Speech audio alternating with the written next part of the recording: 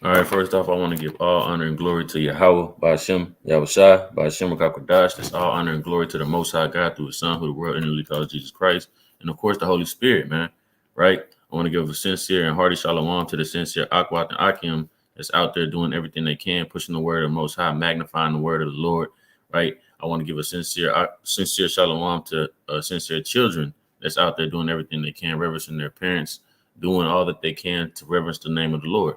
And of course, last but not least, I want to give double honors to the elect elders that's been pushing this word of sincerity and faith for many years, man. Right?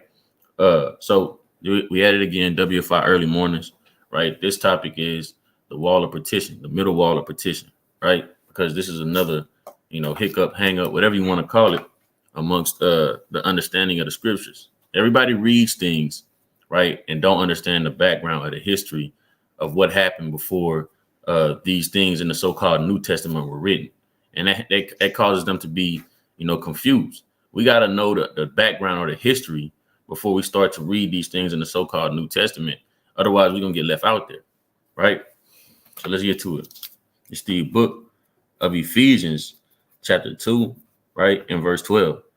That at the time ye were without Hamashiach, being aliens from the commonwealth of Israel, and strangers from the covenants of the promise, having no hope, and without Yahweh in the world. But now in Hamashiach Yahushua, ye who sometimes were afar off are made nigh by the blood of Hamashiach. For he is our peace, who hath made both one, and hath broken down the middle wall of partition between us. Right. So it said has broken down the middle wall of partition between us. Right. A lot of times people read this and they believe, oh, it's talking about, Israel and all the other nations. The Lord has broken it down through Christ. Now we can accept everybody. No, that's not what it's going into, man. Right. You got to get the history and understand what was going on. Right. So let's get into it. Let's go to the book of 1 Kings. Right. It's the book of 1 Kings. And we're going to kick it off with 1 Kings chapter 11 first, I believe. I want. Right. 1 Kings chapter 11. And what I want.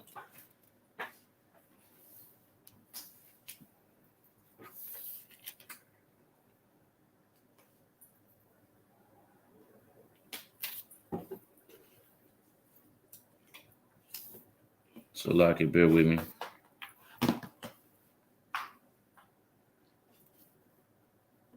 This is 1 Kings chapter 11, right? And I'm gonna start at verse 28. And the man, Jeroboam was mighty, a man of valor. And Solomon, seeing the young man that was industrious, he made him ruler over all the charge of the house of Joseph. And it came to pass at that time when Jeroboam went to Jerusalem that the prophet Ahijah, the Shilonite, found him in the way, and he had clad himself with a new garment, and they too were alone in the field. And Ahijah caught the new garment that was on him and rent it in 12 pieces. And he said to Jeroboam, take thee 10 pieces, for thus saith Yahweh, the power of hosts of Israel, behold, I will rend the kingdom out of the hand of Solomon, and will give 10 tribes to thee. But he shall have one tribe for my servant David's sake, and for Jerusalem's sake, the city which I have chosen out of all the tribes of Israel. Right. So it was prophesied because of Solomon's idolatry that he was going to have everything rent away from him besides the tribe of Judah. Right. And Jeroboam was going to get the rest of the tribes. This is the beginning of the split. Right. This is the beginning of the split between the northern and the southern kingdom. Right. Let's jump to 1 Kings chapter 12 and verse 16. So when all Israel saw that the king hearkened not unto them, the people answered the king, saying, what portion have we in David? Neither have we an inheritance of the son of Jesse. Right. This is dealing with Rehoboam, the son of Solomon, when he dealt harshly with all Israel. Right. It says what? Saying, what portion have we in David? Neither have we an inheritance of the son of Jesse. To your tents, O Israel. Now see thine own house, David. So Israel departed unto their tents. But as for the children of Israel, which dwelt in the cities of Judah, Rehoboam reigned over them. Then King Rehoboam sent Adoram, who was over the tribute, and all Israel stoned him with stones, that he died. Therefore, King Rehoboam made speed to get him up to the chariot to flee to Jerusalem. So that Israel rebelled against the house of David unto this day. And it came to pass, when all Israel heard that Jeroboam was come again, that they sent and called him unto the congregation and made him king over all Israel, that there was none followed the house of David, but the tribe of Judah only. And Rehoboam was come to Jerusalem. He assembled all the house of Judah with the tribe of Benjamin, 180,000 chosen men, which were warriors to fight against the house of Israel, to bring the kingdom again to Rehoboam, the son of Solomon. Right. So now we seeing what? We seeing the tribe of Judah was the only tribe that was supposed to that went with the son of Solomon, Rehoboam. But then then Benjamin joined himself to him as well. Right. That's what we seeing. Let's jump down to 31. And he made a house of high places and made the priests of the lowest of the people, which were not of the sons of Levi. Right. And this is dealing with Jeroboam and his idol worship. Right. He made priests of the people that were not of the sons of Levi. This is leading up to how the sons of Levi ended up eventually joining up with Judah and Benjamin. Right. Let's go to the book of First Chronicles.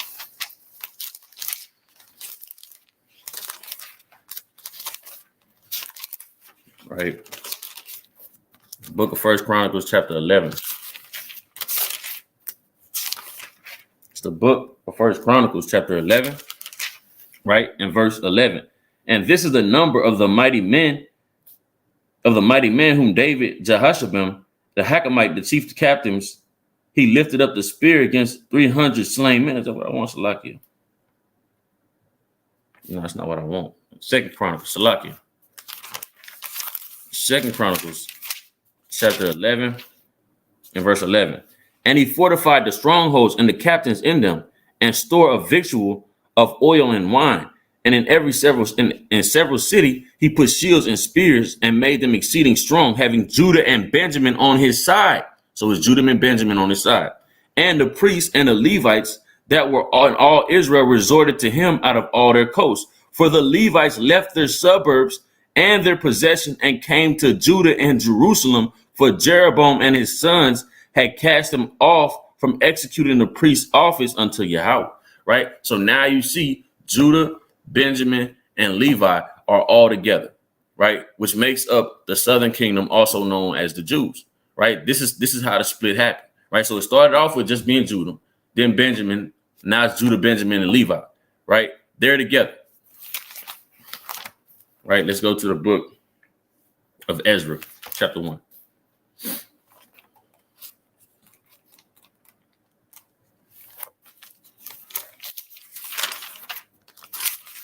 Right.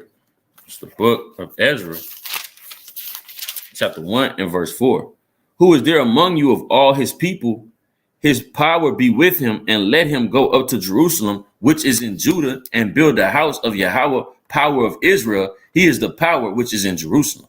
And whosoever remaineth in any place where he sojourneth, let men of his place help him with silver and with gold and with goods and with beasts, besides the freewill offering of the house of Yahweh, and that is in Jerusalem. Then rose up the chief of the fathers of Judah and Benjamin, and the priests and the Levites. And the separation between the priests and Levites is just the sons of Aaron and the regular Levites, right?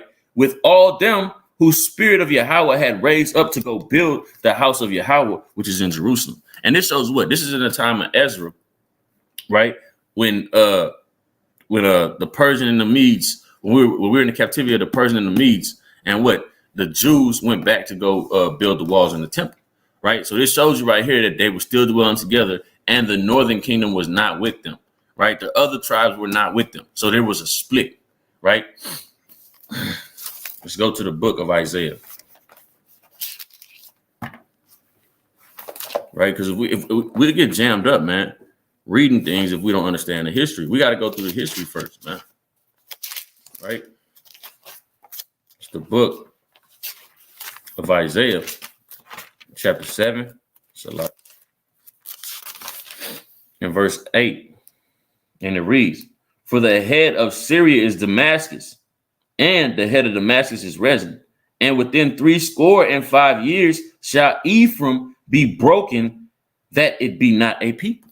And Ephraim represents the whole northern kingdom. So it's saying in 65 years shall Ephraim be broken and not a people. Doesn't mean that there's going to be no more northern kingdoms. Does it mean that they're just going to all perish and die? No, it's not going into that. It's meaning not a people of the Most High, not a people of God. That's what it's going into, right? And the head of Ephraim is Samaria, which is why in the so-called New Testament, it said the Jews had no dealing with the Samaritans. Why? Because the Samaritans were, Samaria was the head of Ephraim, meaning that was our people as well, right? But the Jews had no dealing with the Samaritans because they had no dealings with the northern kingdom. Why? Because they were made not a people, right? Reading on. And the head of Samaria is Ramaliah's son. If ye will not believe, surely ye shall not be established, right? Let's go to the book of Hosea.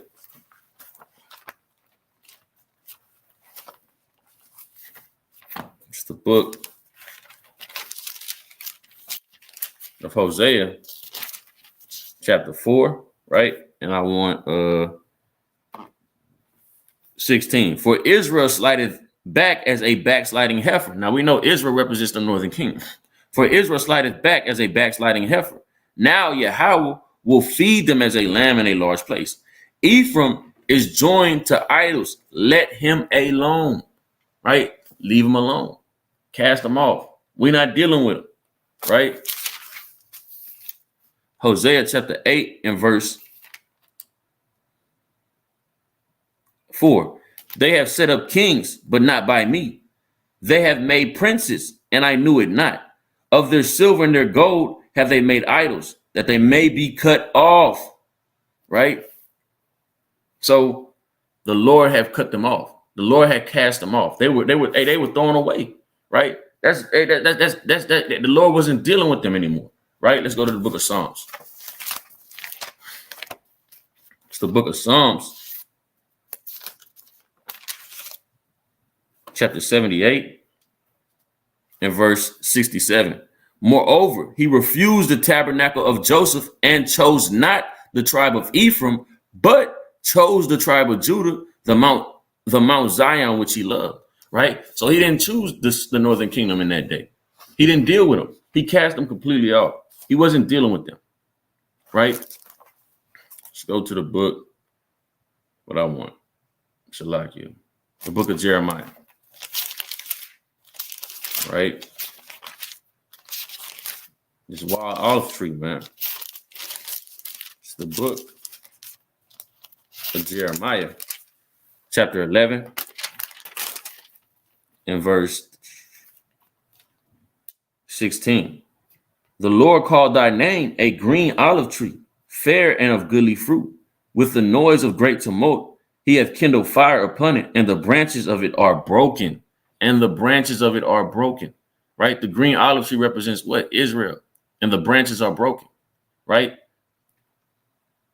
For the Lord of hosts hath planted thee, hath pronounced evil against thee, for the evil of the house of Israel and of the house of Judah, which they have done against themselves to provoke me to anger and offering to Baal, right? So the Lord had broken off the branches, right? But we read in the book of Romans, chapter 11, that what? They were grafted back in. That grafted back in is going into the same thing as the middle wall of partition being torn down. Now you're able to deal with them. Now you're able to deal with the northern kingdom that the Lord said to leave alone. That the people that the Lord said was not a people, right? Let's go to the book of Isaiah again. Do I want Isaiah yet? No, matter of fact, let's go back to Ephesians.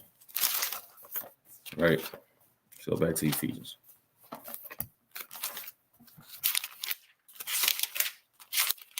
Right. The book of Ephesians, chapter 2, right? And we're going to read 14 again. For he is our peace, who have made both one and have broken down the middle wall of partition between us, right? So he has broken down the middle wall of partition between us. Is this a new thing? Is this something that was not prophesied? Is this something that we didn't know were going to happen? No, this was supposed to happen. We understood this was going to happen, right? Let's go to the book of Jeremiah. And then we're going to go to the book of Ezekiel.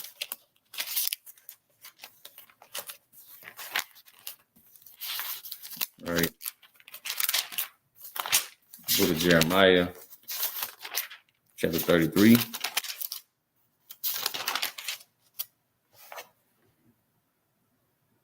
in verse 7. And I will cause the captivity of Judah and the captivity of Israel to return, and will build them as at first. And I will cleanse them from all their iniquity whereby they have sinned against me, and I will pardon their iniquities whereby they have sinned, and whereby they have transgressed against me.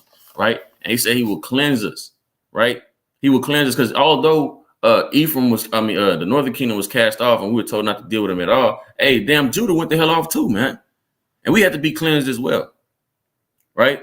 But we're dealing with the wall of partition. It's chiefly dealing with the northern kingdom, and of course, other of the southern kingdom that went off into the same manners of the heathen as well, man. Right? Because the Jews had no dealings with people of other nations. The Jews had no dealings with the ones practicing Jewry had no dealings with anybody that was into heathenism, man. Right? So let's get let's get Hebrews first, right? Because it said he cleansed us, right? So the Hebrews. Let's look at Hebrews chapter 9 and verse 15.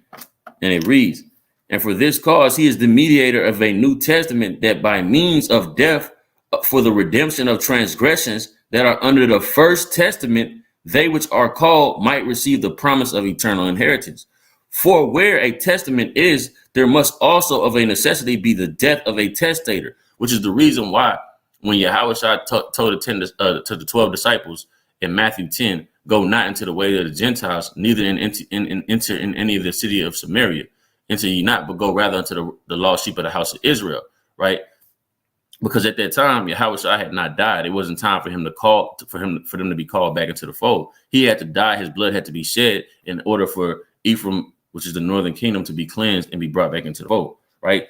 Since he hadn't died yet, that wasn't applicable, right? Reading on.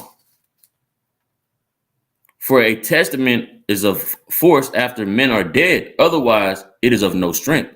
At a while the testator liveth. Whereupon neither is the first testament was dedicated without blood, for when Moses had spoken every precept to all the people according to the law, he took the blood of the calves and goats, and with the water and scarlet wool and hyssop, and sprinkled both the book and all the people, saying, this is the blood of the testament which Yahweh have joined unto you. Moreover, he sprinkled the blood, both the tabernacle and all the vessels of the ministry, and almost all things are by the law purged with blood, and without shedding of blood is no remission. So Yahweh's blood had to be shed in order for that wall of partition to be torn down, because his blood is what cleansed them and brought them back into the fold. We just read in the book of Jeremiah that cleansing is going into the Israelites. He didn't cleanse the heathen, man.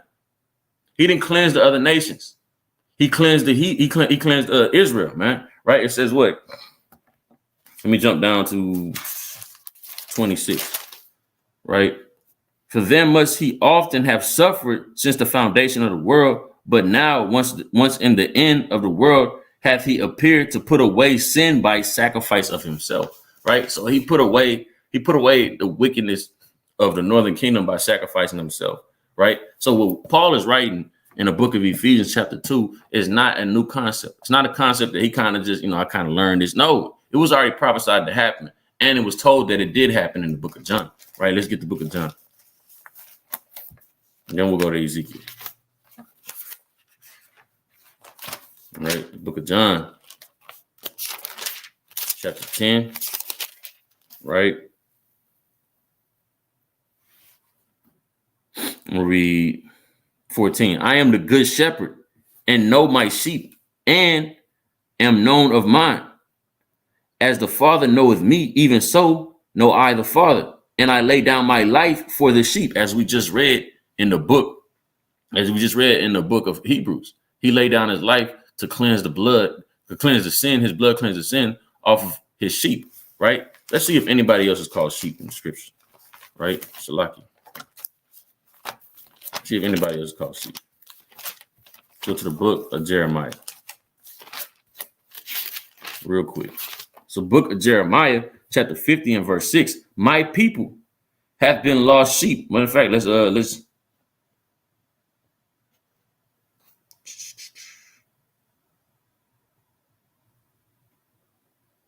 Shalaki, bear with me. Come. Verse 4. In those days and in that time, saith he, Yahweh, the children of Israel shall come they and the children of Judah together, going weeping, that they shall go and seek Yahweh their power. So the context is the children of Israel and the children of Judah, all Israelites. Verse 6, my people have been lost sheep. Their shepherds have caused them to go astray. They have turned them away on the mountains. They have gone from the mountain to hill. They have forgotten their resting place. Right? So what?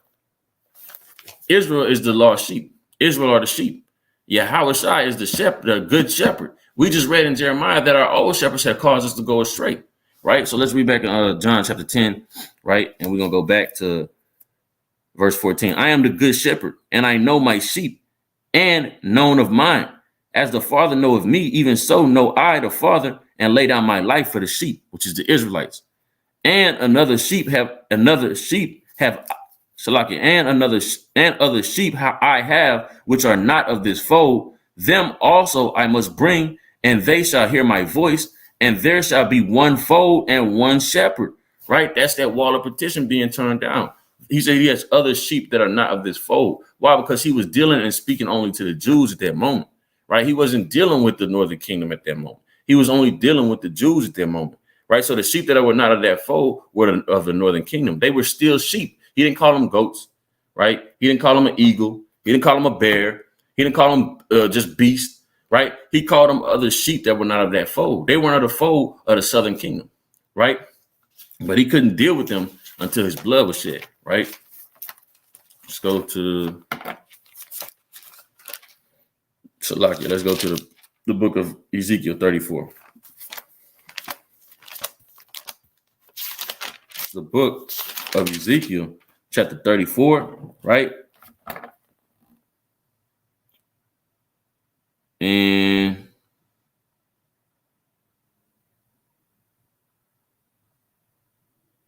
I'm gonna read 9. Therefore, O ye shepherds, hear the word of Yahweh. Thus saith Yahweh power, behold, I am against the shepherds, and I will require my flock at their hand and cause them to cease from feeding the flock. Neither shall the shepherds feed themselves anymore, for I will deliver my flock from their mouth, that they may not be meat for them. Right? That's because the old shepherds led the sheep astray, as we read that Yahweh just said. Verse 11. For thus saith Yahweh power, behold, even I will both search my sheep and seek them out, as a shepherd seek out his flock in the day that he is among his sheep that are scattered. So will I seek out my sheep and will deliver them out of all places where they have been scattered in the cloudy and dark day. And I will bring them out from the people and gather them from the countries and will bring them to their own land and feed them upon the mountains of Israel by the river and in all the inhabited places of the country. I will feed them in a good pasture, and upon the high mountains of Israel shall their fold be. There shall they lie in a good fold. In the fat pasture shall they feed upon the mountains of Israel. I will feed my flock, and I will cause them to lie down, saith Yahweh power. I will seek that which was lost, and will bring again that which was driven away, and will bind up that which was broken, and will strengthen that which was sick. But I will destroy the fat and the strong. I will feed them with judgment. Right? So this is Yahweh Shai talking about his one. Yahweh talking about his one shepherd, right? Which is going to be Yahweh Shai, which is literally going to join and bring together all his sheep out of all the places that were scattered. Right? Let's jump to 23. And I will set up one shepherd over them, and he shall feed them, even my servant David, which is talking about Yahweh Shai, and he shall feed them, and he shall be their shepherd. And I, Yahweh, will be their power. And my servant David, a prince among them, the Lord, Yahweh hath spoken. Right? And that's plain. Right? So in short, let's go back to it. Right? It says that at that time, ye are without Hamashiach, our people, the northern kingdom, they didn't have Hamashiach. Right? He didn't come and shed blood yet. Being aliens from the commonwealth, right? We read when Israel, the northern kingdom, were cast off, which would have made them aliens or strangers, right? And Israel and strangers of the covenants of promises, having no hope without Yahweh in the world, right? Why? Because he said he'd make them not a people. That means they were not his people, meaning they were without covenant of promises when he cast them off and he made them not a people. They didn't have the covenants anymore. But now in the Mashiach, ye who sometimes were afar off are made nigh by the blood of a Mashiach, right? Because we just read the blood of a Mashiach in the book of Hebrews, chapter 9, cleansed off the sins of those that were cast off, those that were in iniquity. His blood cleansed them off. Now they were able to be back into the fold. That's why the Mashiach had to die first, right?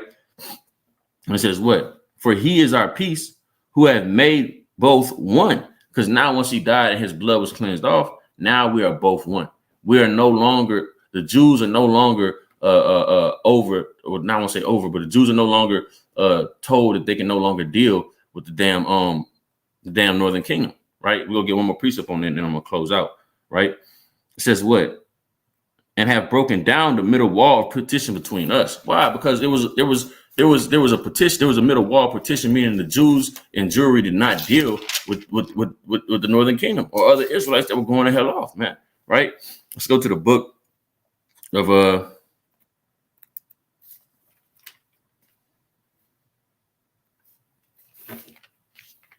let me see, Acts chapter 10 and verse 28. And he said unto them, ye know how that it is an unlawful thing for a man that is a Jew, which would have been the southern kingdom, Judah, Benjamin, Levi, to keep company or come unto one of another nation. But Yahweh has showed me that I should not call any man common or unclean. Right? I'm going to jump to chapter 11 and verse 8. But the voice answered me again from heaven, what Yahweh have cleansed, that call not thou common. What Yahweh have cleansed. And we just read in the book of Hebrews how he cleansed. We read in the book of Jeremiah the ones that could be cleansed, right? So we understand that the wall of partition is only dealing with Israel. It's not dealing with the other nations, man. And with that, Lord willing, somebody is edified or was edified or will be edified in the coming days. Shalom.